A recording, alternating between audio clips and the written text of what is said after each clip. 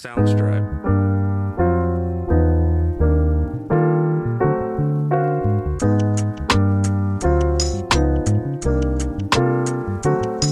Soundstripe.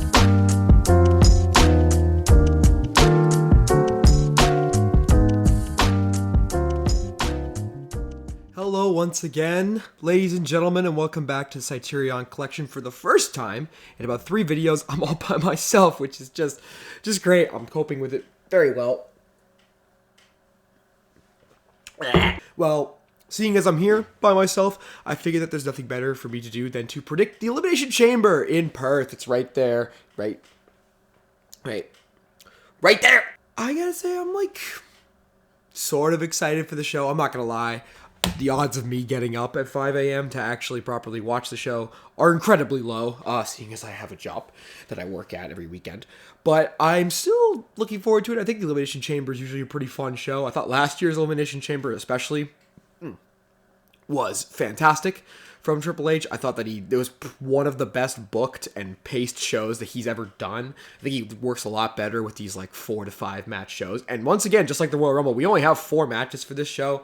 I don't think it's going to be a particularly long show. I think the 2 chamber matches are going to be what drags it out, and probably the segment involving Cody Rhodes and Seth Rollins. If there's some surprises at that segment, which I think there's a chance there might be, but we'll get to that later. Seeing as we are on the road to WrestleMania, and we have not a lot to get into, let's just jump right into it, and we're going to start off with the first Elimination Chamber match of the show, the Women's Elimination Chamber match. So, we were supposed to get Jade Cargill in this match, which is a little surprising that she's not in. I guess you don't want her to get pinned before WrestleMania, especially if she is going on to face Bianca Belair, which I still think is the plan overall. But right now, we got Liv Morgan, Raquel Rodriguez, Naomi, Becky Lynch, Bianca Belair, as mentioned, and Tiffany Stratton, which I think is a great shine for her. I'm really happy that they are immediately putting Tiffany in this spot because she deserves it. I think she is the easy choice to win the Women's Money in the Bank later this year. That's what I would do personally. I think she just has so much charisma, and she works so hard, and she's so it's so natural to her. I was talking to Wyatt on our Betweeners thing on The Good, the Bad, and the Bro. You should go watch that. Wyatt mentioned that she might be the biggest, even though she had no experience prior to this in professional wrestling, she just jumped right into it. And I think that's awesome for her. I think she's getting this great spot to show off with 5 really great other women's talents. That being said, the winner is not in doubt here. It is obviously Becky Lynch. I know some people are trying to convince me that Liv Morgan's going to get her match against Rhea Ripley. I just don't see it happening. I honestly think that's a post-Mania thing because I don't think Rhea Ripley is losing that title at WrestleMania or Nia Jax. I guess fucking look at me jumping ahead of myself. But regardless, I think Becky Lynch winning makes the most sense. They've practically spelled it out on all the press tours. They had Becky confront Rhea at the press tour. It would be really strange if she didn't win. I'm not saying I complain because I genuinely like all 5 of the other girls. I would love a Naomi surprise victory. I also would love a Liv Morgan surprise victory. I also wouldn't mind a Bianca Belair win because that means we would finally get Bianca and Rhea, which I think is a little more interesting because of the people who could beat Rhea Ripley. I think Bianca Belair is one of them. I think she makes the most sense. She's the John Cena to Rhea Ripley's Randy Orton. She's the how do I describe it? The Rock to her, to Rhea's Austin. It feels like they could genuinely build not just the women's division, but the entire product around both of them at a certain point in time. I don't know if it's going to happen right now. And again, I don't see Rhea losing the title at WrestleMania, personally. I just don't see it. So I'm going to go with Becky Lynch to win the Women's Elimination Chamber match. I'm more curious as to what the Elimination Order is going to be in here, because they have 6 girls right now who none of them can really afford to take a pin. I mean, you have Becky, who is probably the odds-on favorite. She's also lost a lot of matches, so it wouldn't make sense for her to just up and lose. You have Naomi, who just came back. You have Raquel, who just came back from an injury on Raw last night as of recording this. I have Liv Morgan, also just came back and is doing this whole revenge tour thing, and you don't want that to get written off. You have Bianca Belair, who they just protect greatly all the time. She rarely takes a clean loss. I don't think she has taken a clean loss in a really long time. So, and you have Tiffany Stratton, who just came up to the main roster. I mean, if anybody, it's probably going to be her taking the first pin. I could see maybe Jade Cargill getting involved somehow. Maybe she interrupts and lays out Bianca Belair for something, or maybe she attacks Bianca Belair beforehand and then she comes into the chamber. I think there's another spot where a replacement could potentially happen in the chamber, but that's more on the men's side. This feels pretty straightforward. I'm going for Becky Lynch. Next up, I'm picking with my heart. on this one. This is British Strong Style, Pete Dunne and Tyler Bate going after Finn Balor and Damian Priest of the Judgment Day and their undisputed WWE Tag Team titles. Now, all logic points to Judgment Day winning this match. All logic says that Judgment Day are going to win because they are obviously going to feud with Awesome Truth into WrestleMania. I can't fathom them having Dunne and Bate win the titles here. I just don't think they're going to have a big title change like that. This is the only full-blown title match other than, of course, the Women's Championship match, and I don't think a title change is happening there. So, why am I picking Bate and Dunne? I'm picking Bate and Dunne simply because I just fucking want them to win. And they are such a better choice to be tag team champions right now. They are really hot. They just turned Pete Dunne away from Butch fucking finally. It only took them 2 years to get to that point. We have a built-in storyline with the Awesome Truth where the tag titles really don't need to be involved. If this really is just going to be more focused on, like, Truth's relationship to the Judgment Day and Damian Priest and Finn Balor and all them, does it really need the tag belts involved? And not to mention the fact, when the fuck is Damian Priest going to cash in this briefcase? Because it feels like we've been waiting literally since July for this to happen. We haven't even had an inkling of when it's going to happen. Priest looks like a total buffoon for not having cashed in. I feel like it's because the tag belts, even though I've enjoyed Balor and Priest's time with the tag belts, I think we've had some really good matches, particularly with Cody Rhodes and Jey Uso and DIY. The tag belts are kind of a shackle on Damian Priest, and you can't really get him into the main event scene right now with those tag belts still on him. He's not going to dual-wield belts, or I guess he'd triple-wield belts because they still have 2 tag belts. So, for that reason alone, and because I honestly I don't have any interest in seeing 54-year-old R-Truth and 40-something-year-old Mike Mizanin, fucking WrestleMania 27 main eventer Mike Mizanin, holding the undisputed tag titles. I am picking British Strong Style on principle. I know it's probably not going to happen, but shitting, pissing right, I'm picking it, and I want them to win. I think the pop would be ginormous. I'm going for Bate and Dunne to win the tag belts. Followed up by the second Elimination Chamber match of the evening, which would be the men's Elimination Chamber match. As you can see there, going left to right, we have Kevin Owens, Bobby Lashley, Randy Orton, Drew McIntyre, Logan Paul, and LA Knight. Yeah! It's Drew McIntyre. Why would I even... If you honestly think that anybody other than Drew McIntyre is winning this match, you don't watch the weekly product, you're probably like that guy who wrote that article saying that Gunther was going to win the Royal Rumble because, like, why the fuck would you even assume that when everything is screaming for Drew McIntyre to win? I guess you could maybe swerve and have Randy Orton win because it feels like he doesn't really have a clear direction going into WrestleMania. I thought it was going to be Solo Sikoa, but they kind of just blew off that match in a 2-minute, basically, squash on TV. You could do John Cena. They've been talking about the Orton-Cena thing for a long time, but I don't think Cena's even going to be at WrestleMania, let alone wrestle, because that dude is filming Peacemaker Season 2 at the same time as Argyle 2. So I just don't see him getting involved in WrestleMania 40 in any capacity, and if he does, I don't think it'll be in a match. I think it'll just be in a basic segment. You could also maybe do LA Knight if you really wanted to pop the fans, but LA Knight feels destined for United States Championship territory, and I feel like the dynamic is off. Like, I don't want over babyface LA Knight going after injured babyface Seth Rollins for the World Heavyweight title. I feel like that's just kind of a waste. It'd be a fun match. I don't really think the time for it is now, and you can basically just cross off Logan Paul, cross off Bobby Lashley, and cross off Kevin Owens because they all feel destined for something else. Lashley is probably going to get taken out by the Final Testament just after this, or maybe during the match that's going to take him out. I don't know what the hell Kevin Owens does at WrestleMania, and I also don't know what... I guess Logan Paul is probably going to face LA Knight. If LA Knight doesn't go to feud with AJ Styles, which is also a possibility because they've been teasing that, maybe a triple threat, maybe a U.S. title ladder match, that would be lovely.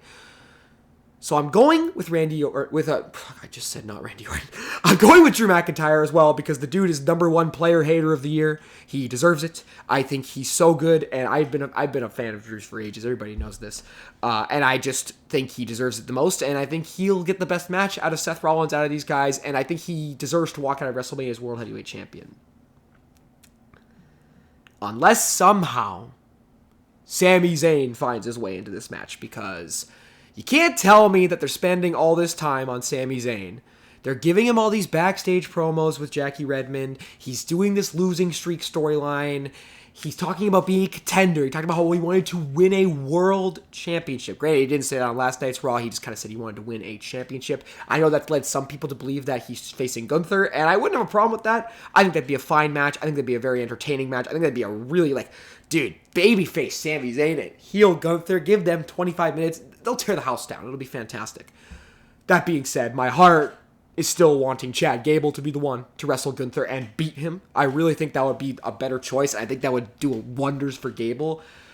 So my thought is, what if, like I mentioned earlier, what if on SmackDown they air a pre-taped thing showing that Bobby Lashley has been taken out by the Final Testament, and Sami Zayn somehow wrinkles his way in Bobby Lashley's spot, and he gets involved. Or maybe Kevin Owens gets injured. Maybe he gets taken out by Grayson Waller and Austin Theory because he's been doing that feud with them as well as Logan Paul lately. What if they take him out and Kevin Owens gives his spot to Sami Zayn? Sami Zayn gets in, and I don't know what you do from there because Drew can't lose and Sami also can't lose.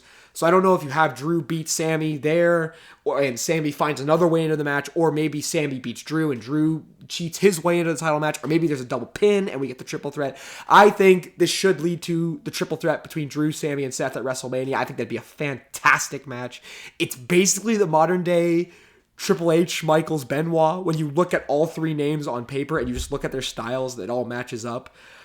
But obviously Sami's not confirmed, so I am going with Drew McIntyre to win this match, of course.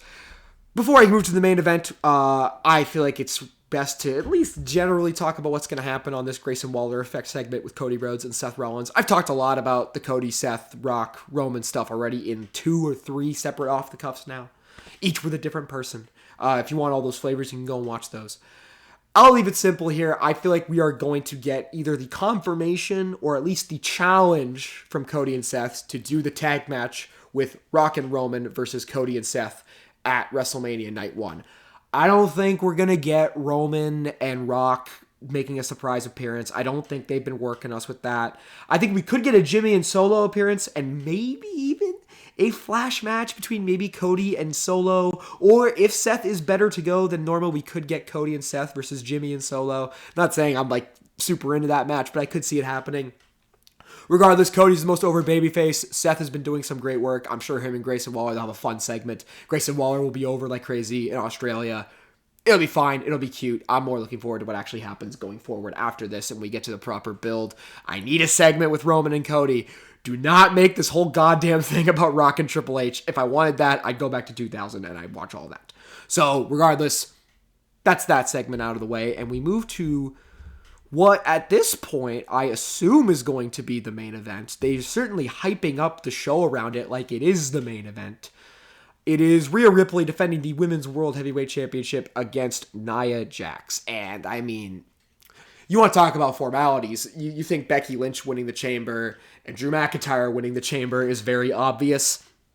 Rhea Ripley better damn well walk out of Perth as the Women's World Champion. I don't even hate the Nia Jax return run so far. I think she's actually done fairly well for the most part. I've had some issues with some of her performances, but I enjoyed her stuff with Becky that she was doing earlier in January. I think she's been playing a really good heel. They're playing into the fact that people just straight up do not like her, and I think that's worked out in their favor. And if you're going into Australia, you need Rhea Ripley to get cheered because she's going to get cheered regardless. That's just how it is. She's walking into Australia. She's over. She's one of those over talents on the roster while she's a heel and not even in Australia. Of course, she's going to go in as the babyface for this match. And I feel like they're already seeding some kind of babyface turn or at least a tweener turn for Rhea Ripley going into WrestleMania and maybe following WrestleMania.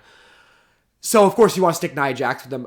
As for the match itself, I don't know how good it's going to be. I don't know how long it's going to go. I feel like this would work best as just a 10 to 15 minute fucking slam fest.